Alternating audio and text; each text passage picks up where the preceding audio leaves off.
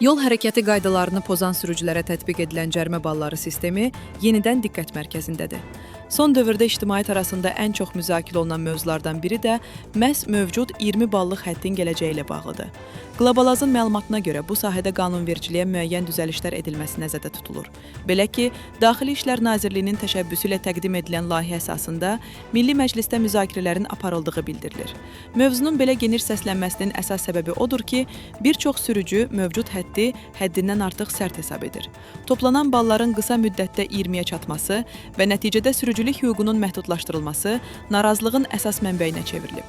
Bu narazılığın kökündə isə əsasən dayanma və durma qaydalarına görə hesablanan ballar dayanır. Səkiyə çıxma, piyada keçidinə və ya yol ayrıcına yaxın məsafədə dayanma, avtobus zolağından istifadə, eləcə də ikinci cərgədə parklanma kimi hallar həm pul cəriməsi, həm də əlavə cərimə balı ilə müşayiət olunur. Müzakirə olunan variantlar arasında isə pul cərimələrinin saxlanılması, lakin bəzi xətalar üzrə cərimə ballarının ləğvi, yaxud ümumi həddin müəyyən qədər qaldırılması kimi yanaşmalar yer alır.